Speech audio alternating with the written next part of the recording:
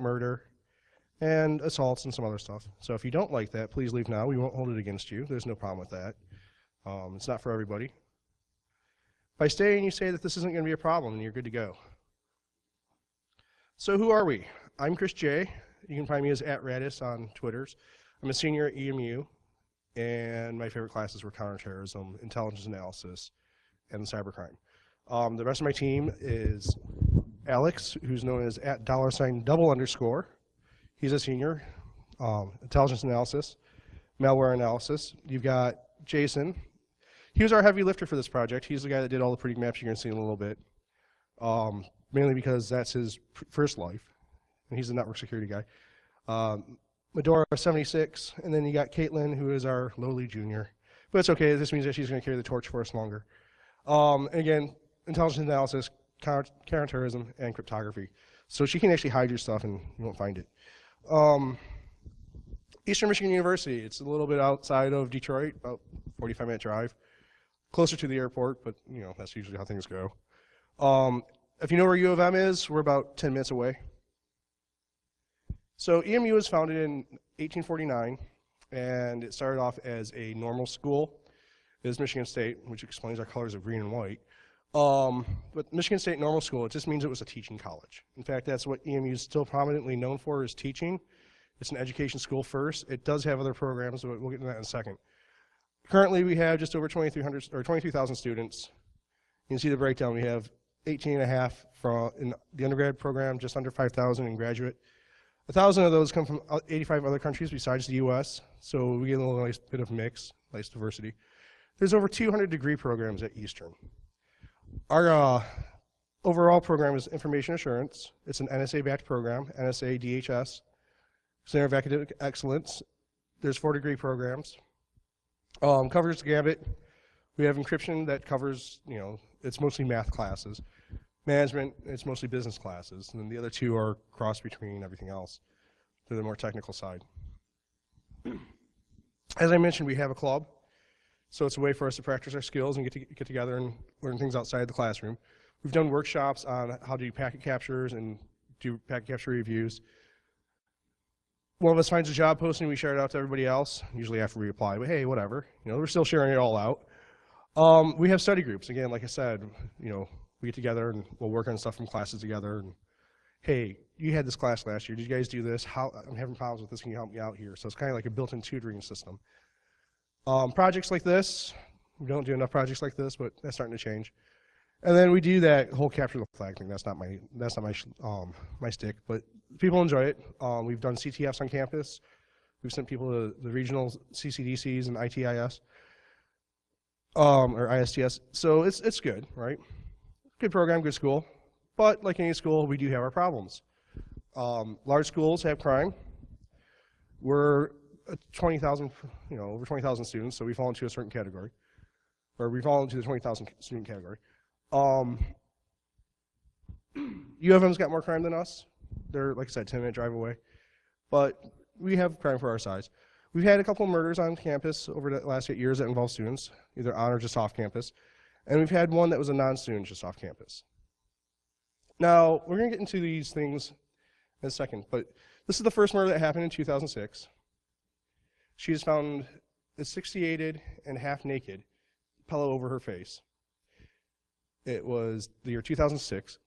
Now, this happened just as finals were wrapping up, people were leaving the school.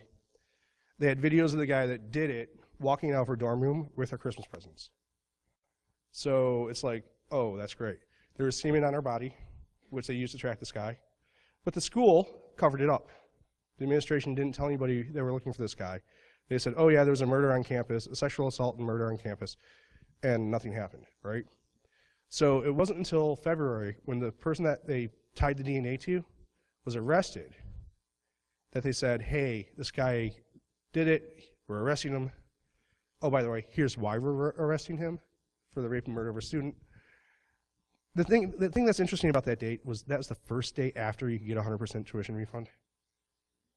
So the school covered it up until you couldn't get all your money back if you dropped out because it bothered you too much. Largest fine ever by the Department of Education against an institution. Now, that's not saying that's not going to be the case going forward, But they made an example out of EMU for this because EMU was not doing the job to send out the timely warnings to let the students know about crime on campus, which is required.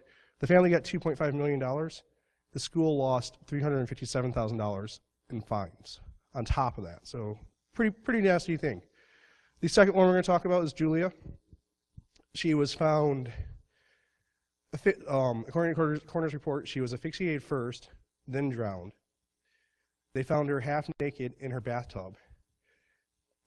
They know she died between December 9th and December 11th. It wasn't uncommon for her roommates not to see her because they all had different schedules. So it took a couple days. They sent the police out to do a wellness check because nobody's seen her in class, nobody talked to her from her family. Her roommates are like, yeah, we haven't seen her, but that's not unusual. We hardly ever see each other, we just sleep here. Like I said, they found her just off campus, and when I mean off campus, across the 5-lane road. So just across the street from the campus, so it's still part of the campus footprint. It's been 2 years and it's not solved yet. There's no active leads and a $10,000 reward. And then last year we had one last murder, football player from campus, shot and killed at a robbery at a party. Now, the sad thing about this one, he laid there for 6 hours. People walked past him. He was in a hallway, you know, back and forth between a hallway and a stairway. But people walked past him, walked over him. Didn't check to make sure he was okay, didn't say, hey, what's up? You know, just kept walking past him like he was just some guy passed out. They did catch the guys that did it. They're being charged. They're going through the whole court process now. So we've got crime, right? Crime happens. But the school sends out these things called timely warnings in our emails.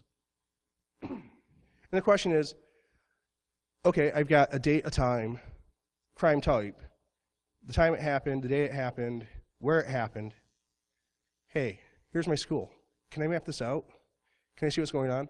Now, I mentioned a second ago, if you look at the top of the screen here, when I say across the street from campus, that's what I'm talking about. Straight across the road. That giant parking lot is the largest parking lot we have on campus. The police station is right here, this little square building off to your right. No, your left, I'm sorry, my right. The building literally across the street is where Julia was murdered. And the one on the one that Demetrius is murdered at is across the river. So literally across the street from campus, it's part of the campus footprint.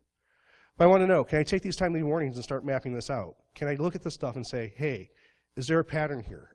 I do intelligence analysis for fun. This is my favorite class. Is there a pattern here? Can I take these, map these to a map, and see what's going on campus? So I started contacting the campus officials and said, hey, I know you got the current emails. I don't have these going back in time. Can you send me a link to your archives? Is this copied anywhere where I can go get this data? And they sent me back a link to the site. It's like, oh, here's your archives. It goes back to 2007. Remember I said Laura died in 2006, the first girl? They weren't doing their due diligence. They weren't keeping track of their data prior to that. That's part of why they got fined. So it's like, okay, I'm going to need some help because this is a lot of data. I'm like, scan through it real fast. Like, this is going to be a couple emails. You know, it's no big deal. Start going through it, and it's like, that's a lot of emails. I'm going to need some help. So I reached out to the IASA program, like, hey, I got an idea for a project. It'll let us build up our OSINT skills. And I actually got a couple people to join me. It's like, yeah, we'll help you. It sounds like a good project. And when it started, we're like, hey, this is just going to be a Saturday or two, right? 4 Saturdays at the most. Go through 8 years of emails, and we're good to go. So it starts off, it's like, hey, we're going to look for date, time, descriptions, locations. You know, let's look for some other things too. Weather, is it more prevalent for crime when it's colder or warmer? Did anybody talk about it on social media? Well, what are we looking for when we're talking about description? What tools are we going to use? What's this Clery Act thing that we keep hearing about? What's important about it? Why are we seeing this? Why are we seeing this thing called timely warnings and a daily crime log? What's the deal with that? Wait, policy and compliance, there's 2 different things here? How's it work? What's it about? What's it do? EMU's changed its name from the Clery Act to the EMU Campus Security Act. What's going on here, right? A little bit more data. It's like we're starting to ask more questions. We're seeing our data is actually starting to drive our research because we're getting information that doesn't match with what we were looking for to begin with. It's getting bigger and bigger and bigger. And then while we're talking one day, we're like, okay, well, Demetrius Reed was murdered, blah, blah, blah. We've got this in the timely warning. Here's our data for that. Let's map that out. Let's put that into our Excel spreadsheet. Here's our locations. Here's our date. Here's our time. And the comment comes up like, wait a minute, in the news they were talking about 2 rapes on campus. Where's the contact for that? Where's the information on that? Now, we're going to cover why that wasn't talked about in a few minutes. But it's like, there's other crimes going on campus that we're not getting timely warnings about. Are these timely warnings? We're sitting here scratching your head. Are these timely warnings not all the crime on campus? What's going on here? So we go back to the original source, and it's like, oh yeah, here's all the crime data. You've got EMU daily crime logs. You have the city's daily crime logs. You have the timely warning / safety notices. You have an annual security report, safety comparisons of the other schools, a fire log, because they have to track all the fires on campus. There's a map that shows the crime for the last 60 days. And that's one of the things about the crime logs. They only go back 60 days. So it's like, okay, what's this Cleary thing that we keep hearing about? Why is it important? Well, it turns out it's important because of Jean Cleary.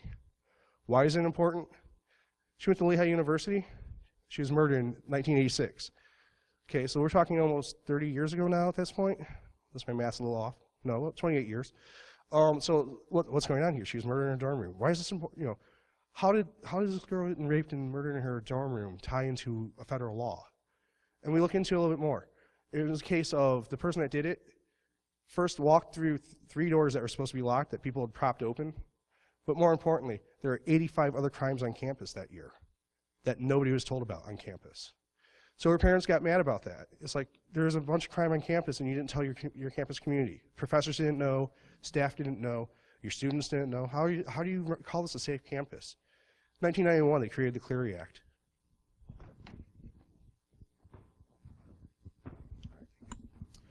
All right, my name's Alex Heath, and I'm going to tell you a little bit more about the Cleary Act.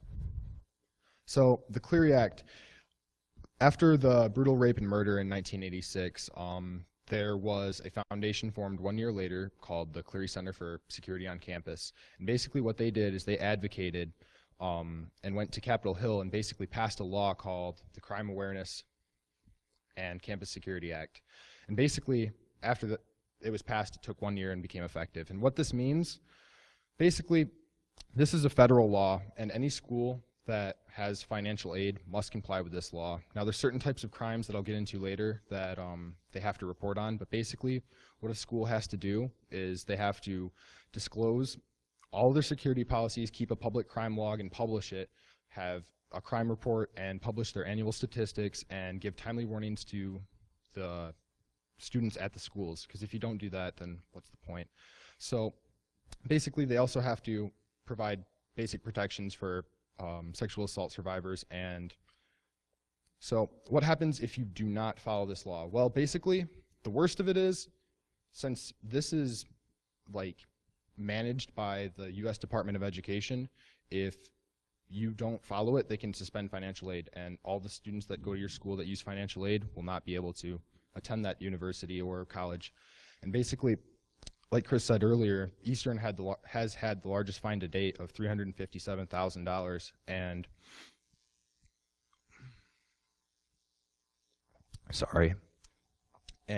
basically you can get nailed up to $3,500 or $35,000 rather per violation. So the types of crimes. Right here's a list off of Eastern's website. We have 2 students that actually took the training and have become Cleary certified from Eastern's website, and here's the list. I'm going to go into a little bit more depth. So, aggravated assault, basically the unlawful attack upon another with the intent to inflict severe injury. So there's a difference between like a simple fist fight and you're like threatening somebody with like nothing, or like say you're just walking around, you pick up a bat or a pipe or something, and you're really intending to hurt this person. That would be considered aggravated assault. Arson, everybody knows what arson is. It's burning stuff. But when Eastern started reporting this, all we would find in the crime logs was basically like flyers and posters and little things. And basically what they're really looking for is more like structures, vehicles, personal property, stuff to that effect, more serious things that should be reported. Burglary. Now this is the unlawful entrance into a building with the intent to commit a felony. And basically, it's been brought up to me that, so what if it's a public building? Say somebody enters a library and then what is that? Is that burglary if they steal something out in the main area? Well, it would be more burglary if they went into a area that they weren't supposed to be in, like say behind the counters and they're messing with the cabinets or the drawers or something. That'd be more along the lines of burglary. Criminal homicide. I think we all know what homicide is. We live in America, and there's unfortunately a lot of murders that happen here. And basically, like it says up there, the murder, the non-negligent manslaughter of another individual. Pretty simple. Motor vehicle theft.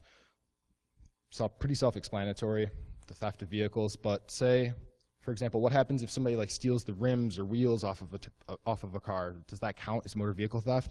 Well, not technically. It has to actually be a stolen vehicle.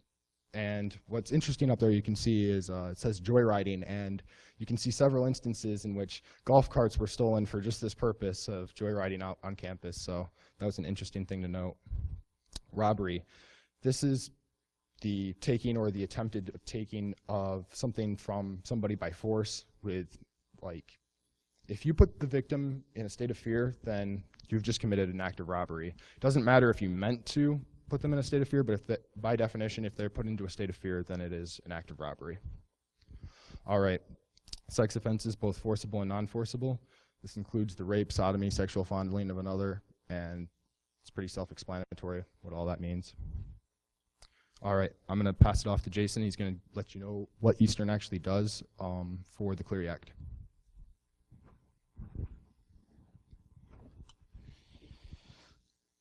Okay, well, we've already talked about most about what the Clery Act does and what's required by it and what it has to produce every year as far as the annual security report, crime statistics, timely warnings, and the emergency notification system. These are the associated crimes that we primarily focused on because they're related to the Clery Act. These aren't the only crimes that occur on campus, but these are the ones that are reported most often. What are timely warnings? Timely warnings are basically, they throw a warning out to the students and faculty that whatever is a serious and continuing threat. So if there is a suspect at large, they have to issue a warning out to the campus, or if they're looking for someone, let them know what it is. Now, there's a couple different ways that Eastern lets everyone know what the timely warning is, and that is basically right now through an email system, and if you sign up for it, they can do it through a text messaging on their phone. But that's not the only systems that are available to Eastern or the universities. You can have fire alarm systems, you can have an outdoor system, you can have flyers if the threat is continuous long enough, so you post pictures of the suspect, post the crime up, let everyone know on campus what it is. Now, not all timely warnings end up being timely warnings. It also really kind of depends on how it's reported. It's up to the public safety department and the police department to decide whether a timely warning is issued. If the suspect is known to the victim, and possibly even if the suspect is known where they reside, they won't issue a timely warning because they don't consider that a serious and continuing threat. The other option is how it's reported. If the crime isn't reported directly to the public safety department, police department, if it's reported to a medical staff or just faculty and period, the school doesn't have to report that as a timely warning. They just have to report it in their daily crime logs. So as mentioned before, the daily crime logs basically have to have date, time, physical description, composite sketch if necessary, injury to the victim, and a message notifying the community to exercise caution. Here's an example of one of the timely warnings that we received actually earlier this year. There's a blow-up of it. It's from April 4th, 2014. You can see it's an armed robbery. You got your description of the location where it's at. You got the description of the crime, and the victim can only give a slight description of the suspect. If you scroll down to the rest of the email at the bottom of it is the rest of the links and contact information that is needed for contacting if you know anything more about the crime or how to keep safe on campus. Now, the daily crime logs is exactly what it says. The daily crime logs are all the crimes that occurred on campus. The schools are required to search 60 days of it and post it online. But if you want anything else beyond that, you can actually get all of the records if you need to, which is exactly what we needed to do. So when we found out there was only 60 days worth of information, Chris called up the Department of Public Safety and said, hey, we'd like to have all your logs for all the way back to 2007 of the daily crime logs. They said, sure, no problem. 48 hours later, they gave us this stack of stuff here. All hard copies of Excel files. Great. This stack's about 3 inches deep of all the different years. So we figured, okay, how do we deal with this? You know, we got to get this information usable somehow for us. So we went ahead and said, all right, we can scan it all back in, run some text recognition software on it, pull it out, make it searchable, make it easier to use, hopefully try to put it in our master Excel file. Well, it's scanned in okay. That's what you see at the top. At the bottom is the result. Not so much. Didn't work too well. So we had to go back and do it manually.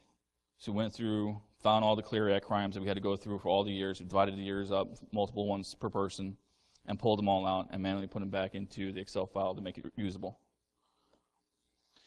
This is an example of the daily crime log that you'd find on the website.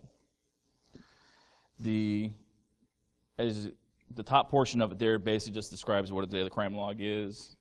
The link that you can get to Ypsilanti's daily crime log also, and that they only let you have 60 days of search.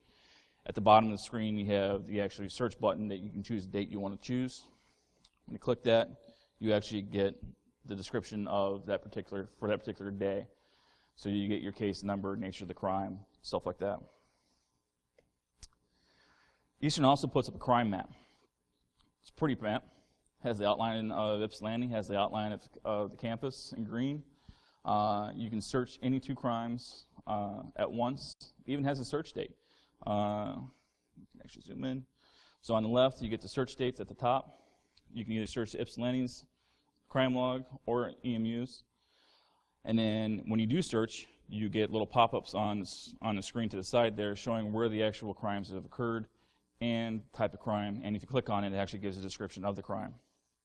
One minor problem with this: it doesn't work. It stopped working March 3rd. You can't search it, you can't use it. So for whatever reason, it's not working now. Doesn't help us any. So we said, okay, we can do that.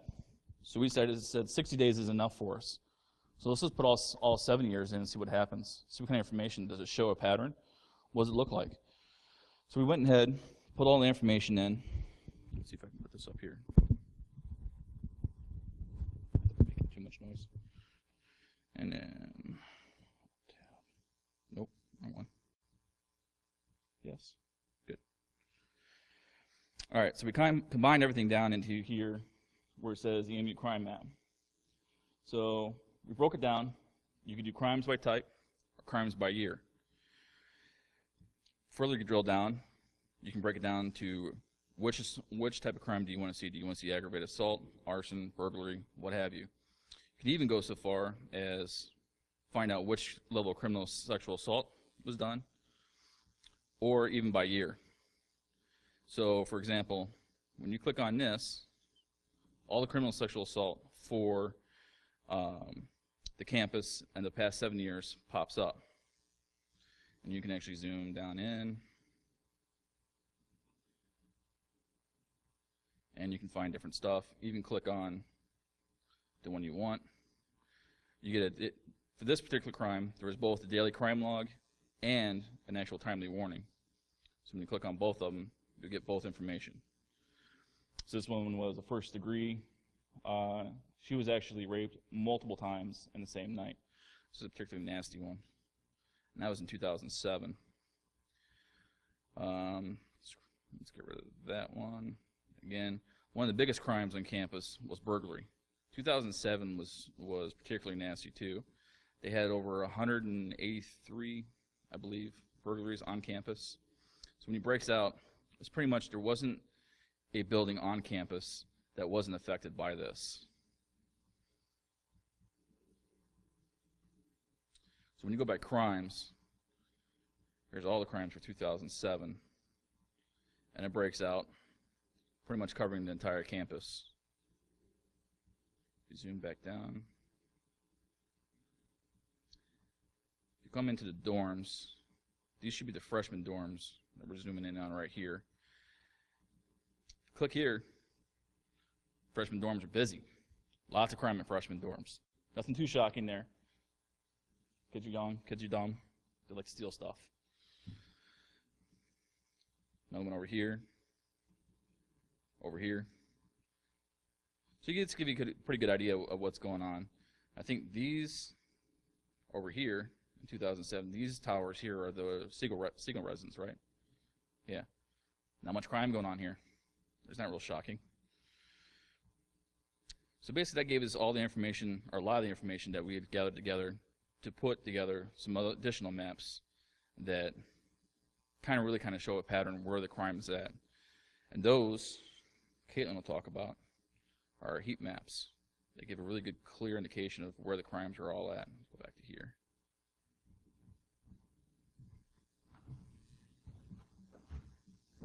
Thanks for sticking with us, folks. All right, so uncolored heat maps. So this is 2007. What? Can you hear me now? Okay, cool. So this is 2007, the first year that we actually started getting the timely warning data. As you can see, as pointed out previously, the little red dot is where the freshman dorms are. We call it the first year center on campus, and it has the most activity. This is 2008, and the red spot is, again, still near the freshman dorms, but it's kind of displaying more of an array around campus. 2009, we're still getting the freshman dorm area, but it's moving a little bit towards the left. So 2010, this is where you can kind of see more of the crime goes outside of campus, and you start getting more reports of stuff other than burglaries, stuff as robberies off campus that are reported in the timely warnings to students. 2011, the dot's kind of moving a little bit away to a specific area of the freshman dorms. 2012, it's kind of moving towards the other dorms that are not just the freshman dorms anymore as kids get older. And in 2013, kind of spans both the dorms areas that are multiple student residences.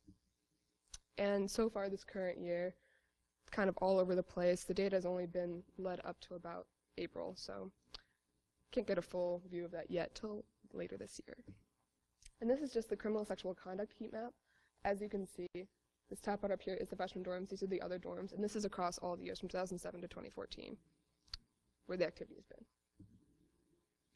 So, for the past 7 years, this is the crime breakdown of all the crimes that occurred. 52% were burglaries, the next highest were robberies, and then aggravated assaults with 12%. And homicide, it says 0% because that was less than 1% of all committed crimes over the past 7 years, but they were noted, and these are just the Clery Act reported crimes. Surprisingly, to some of us, Thursday was the day that most crimes occurred as reported, and the next highest was Monday. But when you consider that EMU is a high commuter campus, most students are only there Monday through Thursday, and they leave on the weekends, starting with Friday morning, since most classes are not on Fridays. So most crimes occur Thursday night before everyone heads off campus. We also noticed something interesting in the reports, that they actually acknowledged the false reports. So in 2010, there was one false report, which was an attempted armed robbery. In 2011, there were 3 false reports, 1 falsely reported burglary and 2 falsely reported robberies. And then in 2012, there were 4 false reports, 1 false home invasion, 1 false burglary, and 2 false robberies.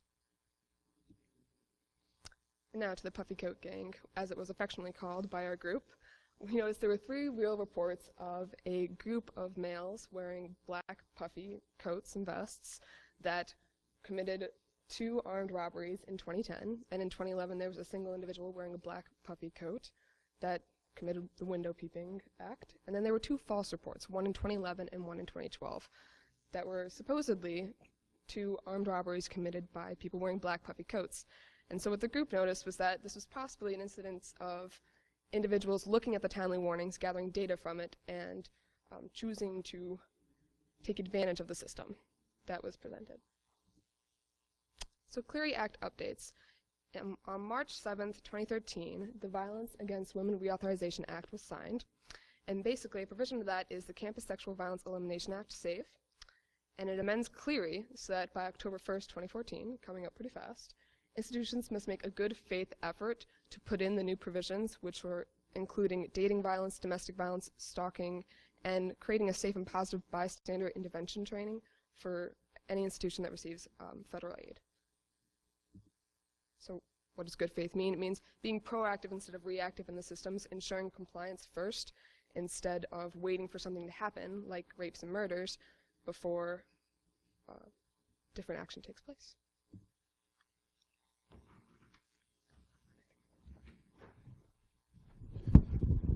So along the way, we realized this project is really big, and it's going to be ongoing, so we're doing it in phases. And this is the phase 1 checkpoint. This is where we've gotten to in phase 1. We've taken all of our data, we've mapped it, we've correlated it, we've started looking at what it's saying, we're seeing the patterns, we're seeing the heat maps. We've seen the changes on campus where they've put in police substations in the dorms. So we've seen the crime starting to move out of the dorms because there's now more of a police presence in them. So the police department's noticed this too, and they've started doing the work, right? But it's not completely perfect, right? We want to take this further. Next phase, we're going to the campus administration and police departments. We're going to start with the chief of police. We're going to schedule a meeting for later this summer, closer to the start of the school year. Say, hey, here's all the data that we've collected for the last 6 months. Remember I said in the beginning, we thought this was going to be a 4-week project, 4 Saturdays, maybe 20 hours total, 4 hours, 16, 20 hours. No, we're 6 months in and we're still going. So phase 2, like I said, we're going to go talk to we're going to go talk to the administration. We're going to say, hey, look, problem here before, we were fined over it. We're seeing problems again. What's going on? Here's the stuff that you need to actually have more help. We're not the only ones looking at this, and we proved that. We've got the false reports that are saying, oh, this group did this, or this group did that. You can see the similarities in the false reports to other crimes. So we know other people are reading these too. Next one is we're going to try to fold in the city crime map. So it's going to expand our scope area. Instead of just looking at the geographical footprint of the university, we're going to take this up to the full city because the two departments are now working together because of the amount of crime in the area. Eastern is the whipping child of all the news agencies in Detroit. Anytime there's anything that's gone wrong on campus, it's usually EMU. Now, the sad part there is U of M has way more crime than us. But they're U of M, so nobody talks about it. So we're going to start folding in our city maps because our campus police department and our city police departments are now working together as a larger unit to cover more area and try to keep the campus safe. Going forward, we want to make this an ongoing project for the IASA. We want our students to be able to build their skills after taking their Intel classes. We have two that half of us have to take. If you're an applied student, you have to do both classes. If you're a management student, you have to do both classes. Otherwise, you just have to take the one. And it's just an intro critical thinking class. But it gets you started doing the stuff. And if you want to build your skills from there, we've got a way for you to do that, which is something that didn't exist before this project started. We're going to teach them how to track these things. We're going to show them this is what you need to look at. This is where you need to go. If they add more things, you need to expand this list. From there, we're going to try to improve. From there, we're going to try to improve the framework. We're going to try to make it so students at other schools can do what we just did.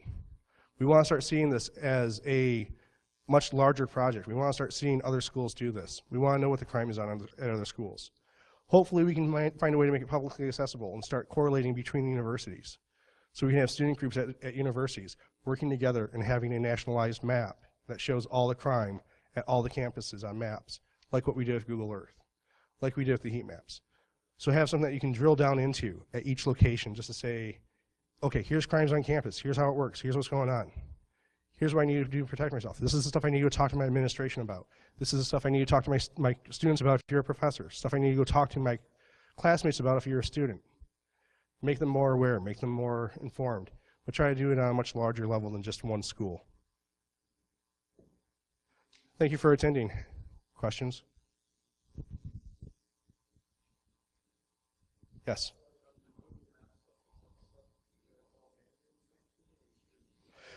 Yeah, so the Google Maps, we actually had to manually type all of that in. And give me a second, I'll actually show you what the master crime sheet looks like. We didn't put it into the presentation, but good morning, where's my Dropbox?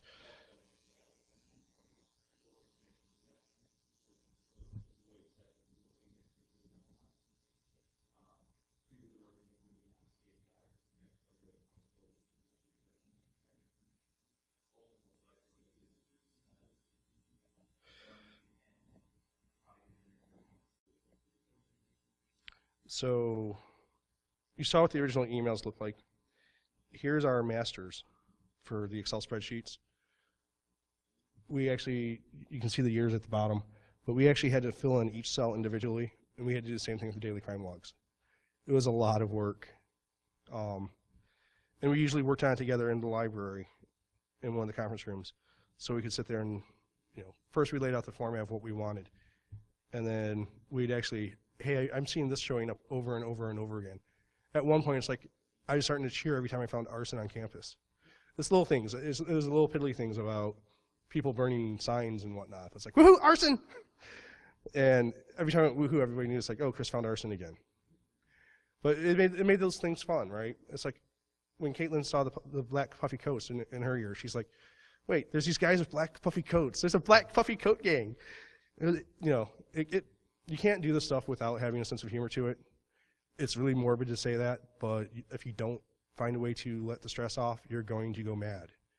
And it's not going to be the happy kind of mad. It's going to be, you're now going to be one of the people we're talking about in this list, not somebody that's trying to put it all together and make it better for everybody else.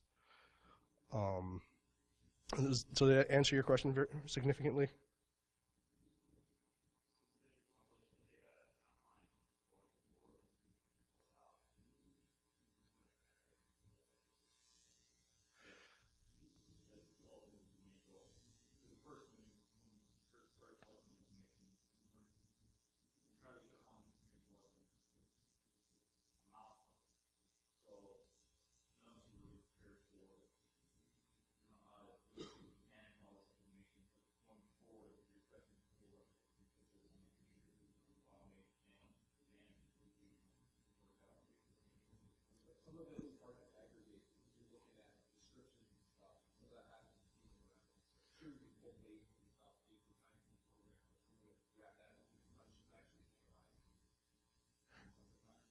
So just to summarize everything that was just said in the background, since not all of us are mic'd, is there a way to automate the searching process? Is there a way to make it much easier to enter the data?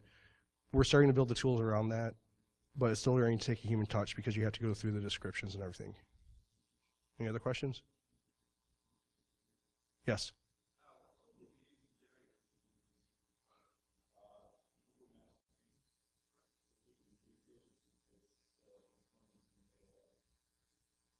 So the question was, how do we generate the heat maps? We use Google Maps Fusion and use their tools to do it with.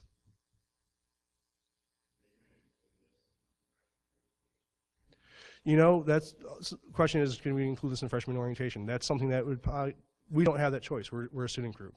We can talk about it to our freshman students. If we have, we're at the point where we're in 400 level classes, 400 level classes. You might get a freshman in there occasionally. One of our silent supporters of this project is the head of the IA. The head of the IA program. He was really happy to see it. He gave us some warnings. But the one that's really been in the background and has been included on all my emails, even if he hasn't seen all the responses, is the intelligence analysis professor.